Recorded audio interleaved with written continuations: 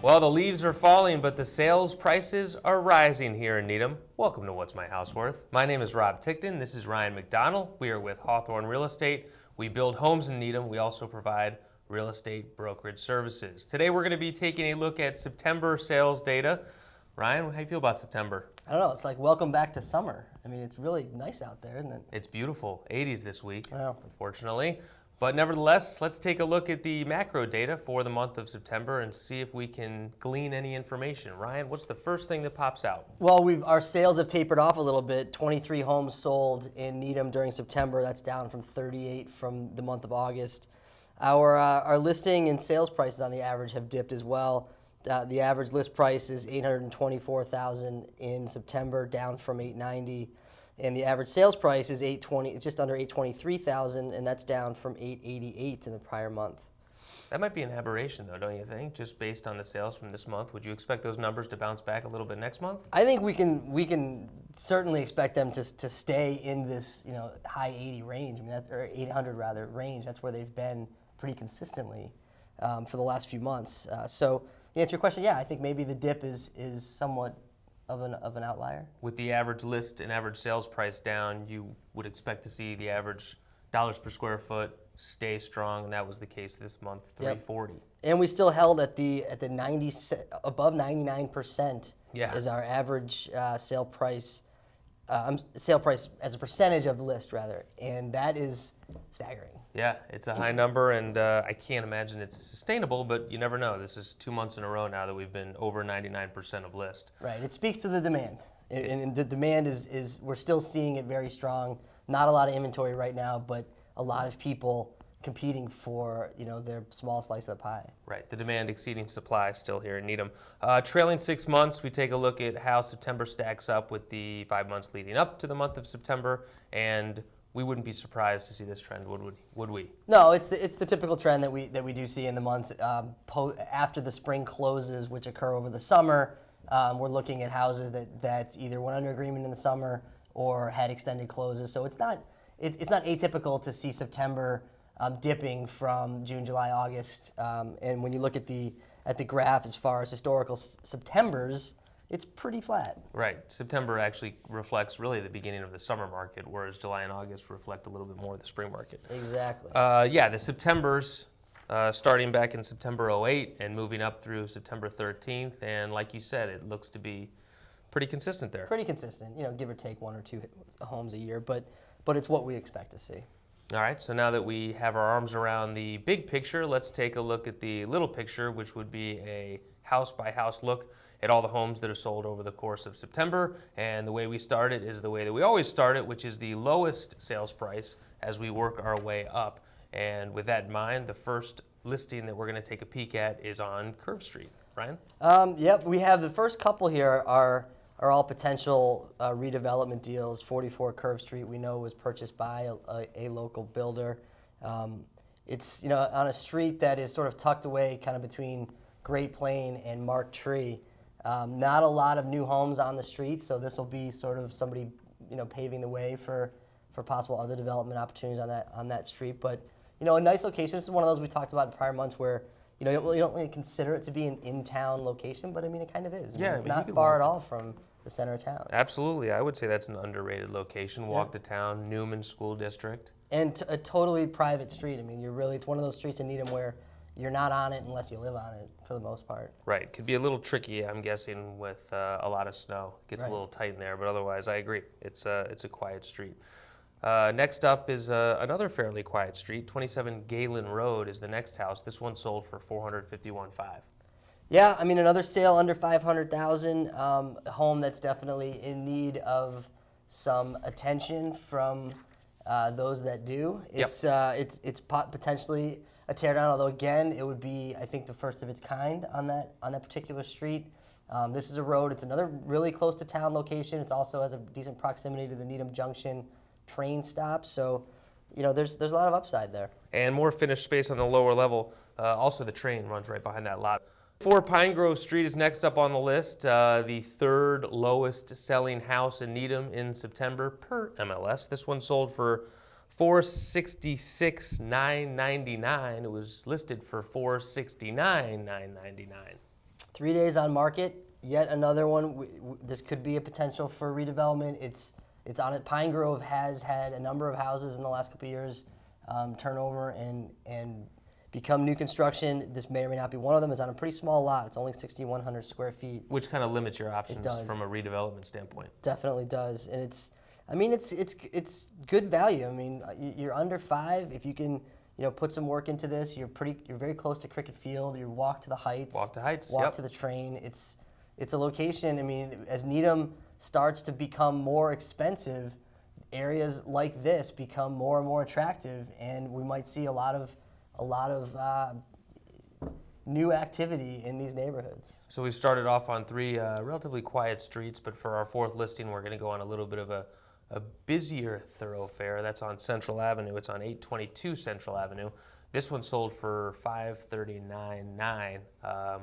That's a picture taken from across the street. Yeah, it is. It's this one's right across from Valente Farms, which, I mean, the owner actually spoke to that as a positive, and they would be able to walk over there. There's the new cafe, the market, ice cream and all that. Maybe the person who took this picture was enjoying a sandwich. Exactly. But the flip side of that is, and that may not appeal to everybody, because that does bring about additional traffic on an already busy road. So not only are you on Central, where it's a double-line road, it's a heavily traveled thoroughfare, but now you've got a lot of people coming to there as a destination, which can prove to be busy. Right. Well, I mean, maybe a little bit more traffic. I wouldn't say it's excessive. It's not like driving on Needham Street per se. Yeah. But not to go against your theory. How dare you? Sorry, I apologize. 166 Valley Road. We're going back to a quiet street in terms of traffic, but not necessarily in terms of volume or in terms of the traffic that's behind the house. Right. The traffic isn't on Valley. It's on 128, which is right over your infamous sound barrier. That's right. Interesting story on this one. So I had actually met with the owner prior to listing it, and he had said $600,000 was the number. That's what he wanted. And I had indicated it was probably more mid-5s. At the time, I actually had buyers for this house, but he said no, 6 was his number, and lo and behold, it comes on the market a few weeks later for $499,000. Yeah, I mean, he definitely went the price it low and get a bidding war going. And that's what happened, and it went for $547,000. And I mean, I guess I give credit to his listing agent for taking a guy who wants 6 and convincing him to list it for $499,000. Right. If you want to build on this house, it's really kind of easy to crunch the numbers in the sense that you have 172 Valley, which is actually right next door, that sold for $1,225. So all you got to do is put that number in for your sellout and then work your way back and figure out what your purchase price is, right? Although the other Valley listing had a little bit bigger of a lot, but it's literally right next door. Right next door. Literally. 82 Reservoir Street is up. It's our first and I think our only listing of the day where we get an inside picture. Yep, those are fun. There's no nice. Ford Probe in this one, unfortunately. Good point. This one's a big lot. It's almost 14,000 square feet, but I mean, this area of town is fairly... It's tricky. Industrial, and it's sort of hard to get to. You don't have too many single families. I mean, if you just look at the specs on this, at 2,200 square feet, 3 beds, 2 baths. On a big lot, like you said. On a big lot, and you plunk this down in another location, and you're talking about 7s or 8s possibly. This one going at 583 is definitely indicative of its location.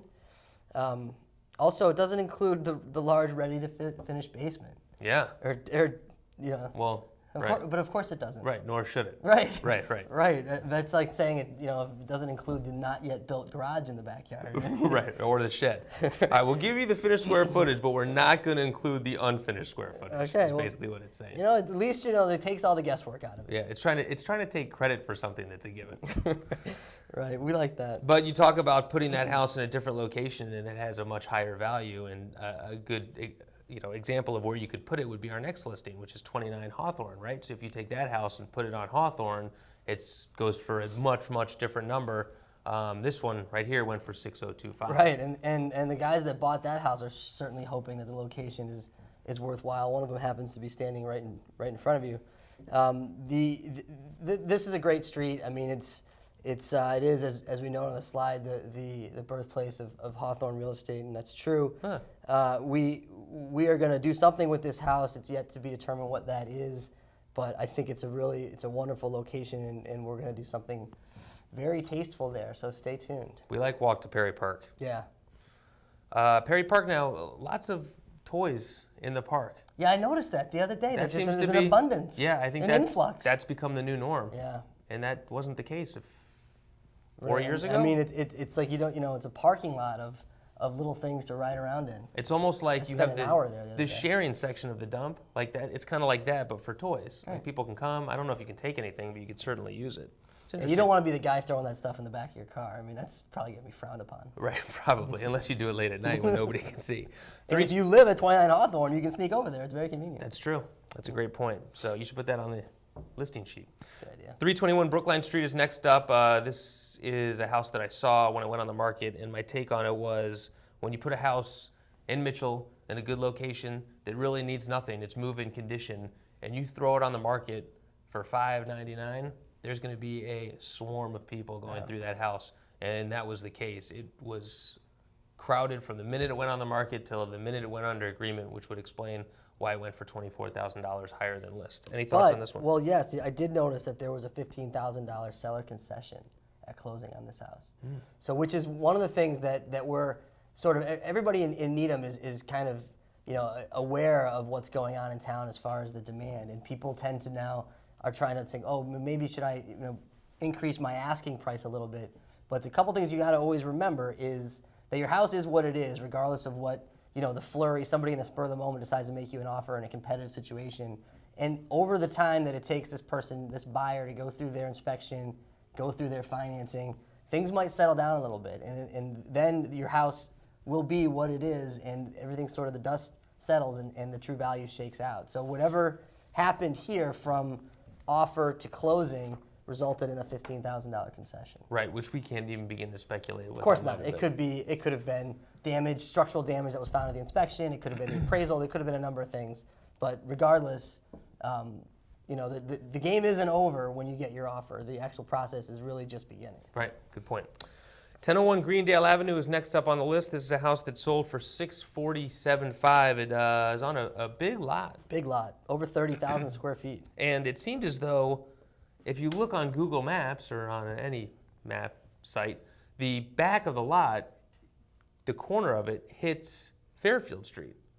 So I don't remember, I've never been on Fairfield and really taken a close look at it, but is it potentially possible that on that lot and that location, you can actually access Fairfield Street from your backyard? And if that's the case, doesn't that increase the value of your house because it's on Greendale if you can access a quieter road from your backyard? Possibly, sure. Yeah, I think given just the size of that lot, it sort of opens up options in terms of how you utilize it. And yeah, if you can gain frontage or gain access, like you said, to a nice quiet street like Fairfield, that might mitigate some of the noise on Greendale. Right, plus with the big lot, the house set back a little bit, so it felt like there was a little bit of privacy between Greendale and the actual house. Next up, 16 Laurel Drive. This is a house that had 3 bedrooms, but if I'm not mistaken, 2 of them were upstairs, one of them was down, right? Correct, 2 bedrooms up. I mean, this house had some updates. It sold for $681,000, which is a good number, and we've seen a lot of sales on Laurel in the last couple of years. It almost seems like there's like one every month or two. But it's a nice little area, and people that live there really like it. They all speak very highly of the area, the proximity to town, the train, etc. This house had some updates, like the windows, the roof, but it also had some things that were dated. Like the kitchen's a little dated, the mechanicals are older, and like you mentioned, Rob, it does have 2 beds up and 1 down.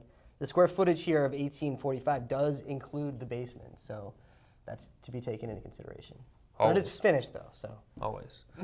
42 Noanet Road is next up. You can tell a lot by this house in the sense, or a lot about the market that we're currently in. Granted, 2006 was quite a long time ago, 7 years, but they tried to sell this house then for $649,000. No luck. They put it on in 2013 for $689,000, and they get more than asking. In 4 days. In 4 days. A lot of action on Noanet, I feel like, over the last few months. Seems to be a pretty easy location to derive a listing price. 48 Fuller Brook is next up on the list. Speaking of things that we've seen a lot of houses on, we just saw something on Fuller Brook last month. Thoughts on this one? This one went off the market really quickly and then back on. The understanding was that the buyer was just sort of on the fence, and then it went back on the market. It started out a little high, was at $799, came down in price, and then sold for $742, which I think is a good number for this house. I don't know if it was this owner or the previous, but they opened up a wall, making the living room and the family room sort of attached, kind of the open floor plan that a lot of buyers are looking for.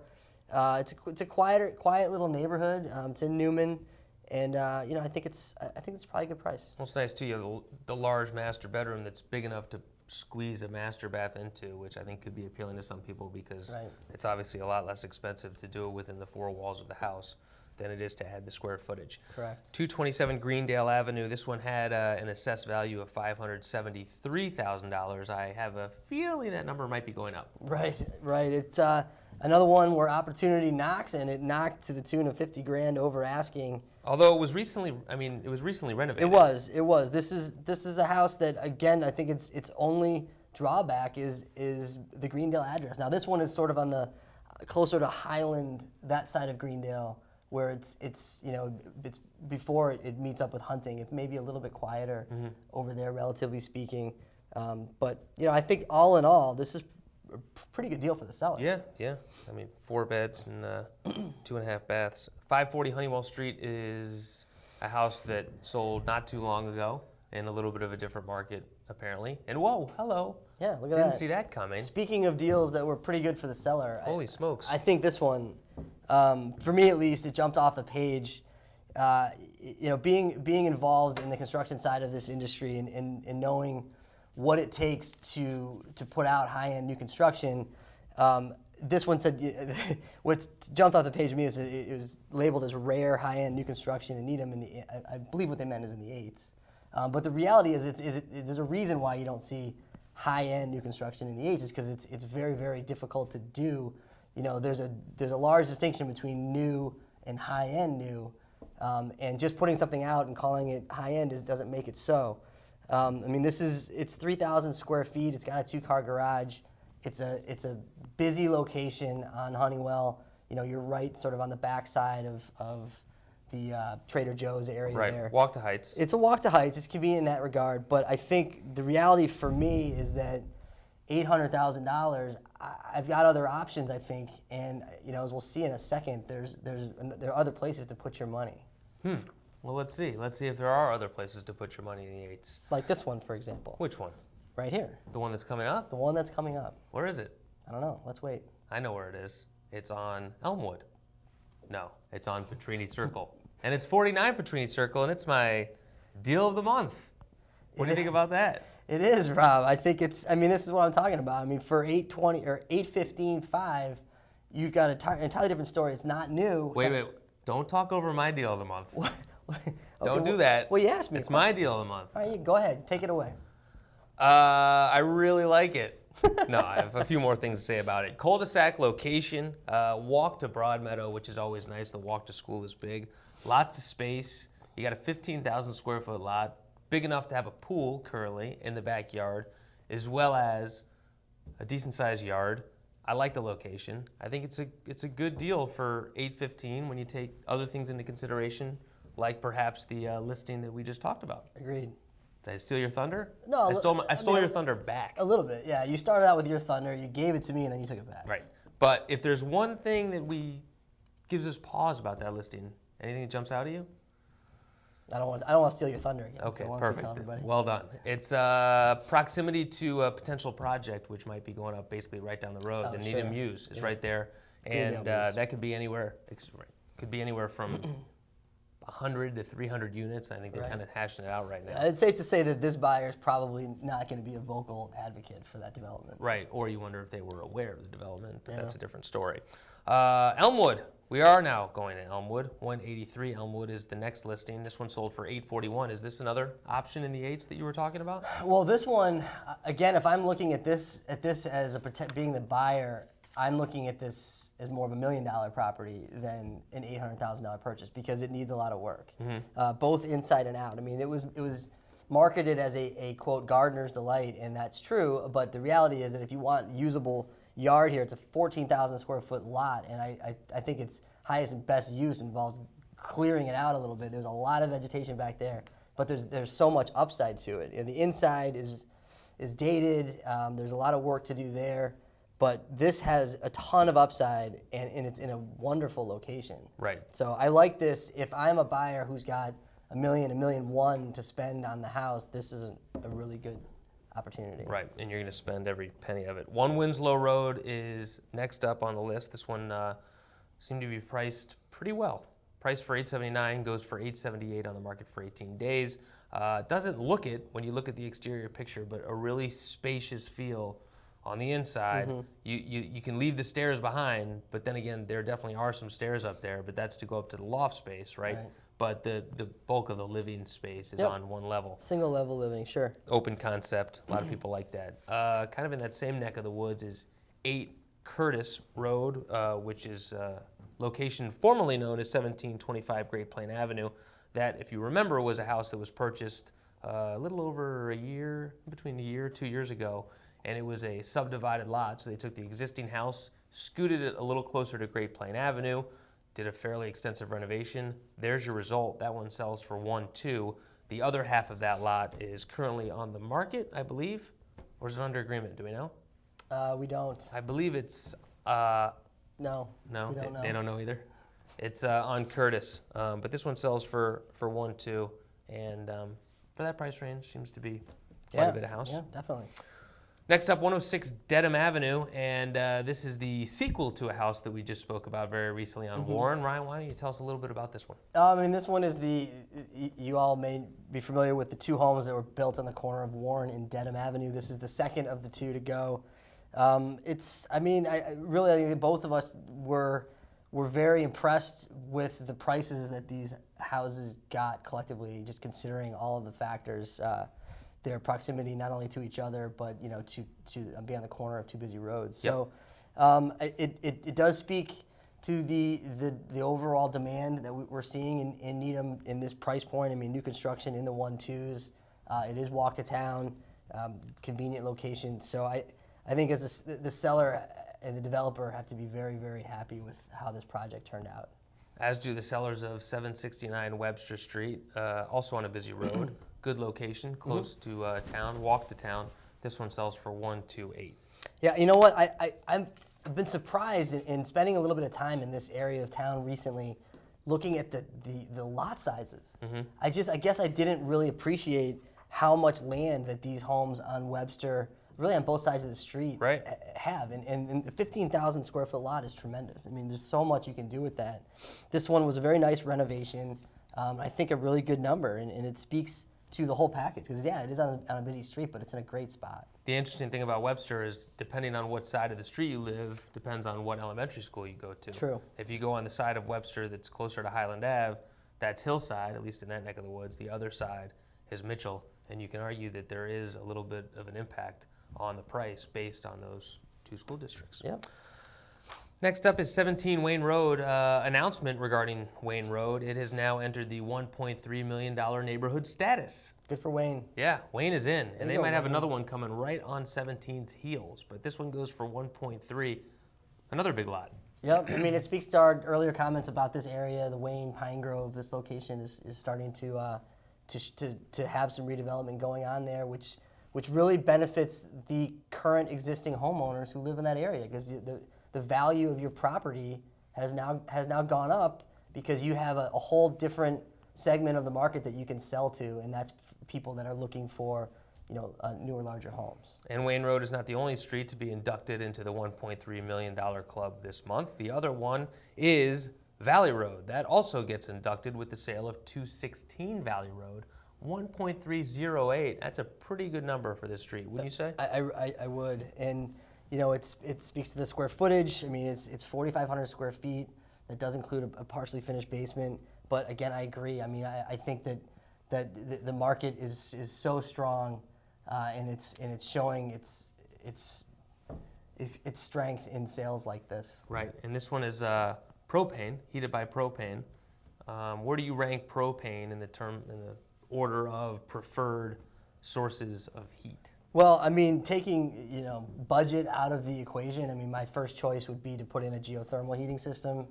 Absent, or if that's not a feasible solution for your budget, then I would look at my options as between gas and oil. If oil is my only other option, propane is by far a better solution than oil. Absolutely, It's maybe a little bit trickier when gas is on the street and it's easy to connect to the gas line, because the fueling with propane does involve burying a tank in your backyard. There is a little, for lack of a better word, turret that is visible, that is needed for the company to access in order to fill the tank. So that's going to be in the middle of your yard to some degree, which is kind of an eyesore, but you can always work around it. But propane is clean, it's efficient, and it's a great solution, and it's a much better one if oil is your only alternative. Right, although some buyers at times, they know about oil, they know about natural gas, they didn't realize propane can be used to heat their home, so that's where your hired real estate professional has to come in and basically explain to them that what you just said, that it's actually a very clean form of energy and less expensive than oil as well. Yep. The last house on our list of homes to sell in Needham in the month of September is our big seller, 29 Southfield Court. This is a young home, Ryan. Yep. A younger home. Built in 97. Built in 97. It's a teenager. It's 18. It can vote. It can vote this year. Right. Well, good for it. It was sold in actually 2010, so it's turned a couple times. And in 2010, it sold for $1,175. So that number jumps up by about $300,000. Why is that? Well, they did some work to it. That's why. It would appear that this owner has put some money into the house, increased its value, and it paid off. I mean, now you're selling it for $1,485. One of the things I like about this house, it's got a screened-in porch. I mean, we've built one of those now. We're about to build another one. I mean, how cool is it to be able to sit out over a big property? This one's over 23,000 square feet. To have that screened-in porch is an option. It's very breezy, is the listing I think might have mentioned. But it's really a nice sort of middle of the road. You're not quite outside, you're not inside. It's a very nice little feature to have on your house. Right. You see that often in my home state of Florida. A lot of screened-in porches. Yeah, the bugs down there the size of airplanes. Keeps the bugs away, but it doesn't keep the humidity and 93-degree temperature out. So it's a little sticky, whether or not you have the screen. Porches, decks, those are things that are a little bit more expensive to do than I think people realize. Right. I'm seeing that more and more. It's not a cheap thing to put up a deck on the back of a house, or a porch for that matter. Definitely. Market snapshot. Ryan, what are you seeing as we look forward to the fall months? I mean, the biggest thing out of all this that I think grabs me is the average days on market. If you remember from one of the first slides of the show, I think we're at 23 or 21. We're just seeing such a quick turnaround for properties. What we're seeing here are the properties that have been on for a while. And so as we get into the fall and into the winter, if I'm a seller of one of these properties that's sort of churning the clock a little bit, you're starting to think about, do I come off and try again in the spring, or maybe is my price? Do I need to really have a hard look at my price? The thing that jumps out at me as I look at these numbers is the fact that the average listing price continues to creep up. Mm-hmm. We obviously sold this month more homes, I would say, than usual on a percentage basis that went for under $1 million, more affordable homes, so to speak. So that would partially explain it, but I just wonder a year from now, 2 years from now, what that average list price is going to climb up to. Luckily, we'll be here to tell everybody. We hope. Ryan, if somebody wants to get a hold of us, how would they do that? Well, they can certainly call us, Rob. And the number to do that is 781-707-6564. Alternatively, they can send us an email to rob.ryan@hawthornre.com. And we've been getting your emails and your phone calls. We appreciate it. Keep them coming. Yep. If you have any questions, or you want us to cover something on the show, or if you want to know what your house is worth, finally you wanted to dedicate today's show to somebody. The good people in the Board of Health office, they're avid watchers, and we appreciate it. We do. That'll do it for this month's installment of What's My House Worth? This is Ryan. I am Rob. Have a good October, everybody. See you later.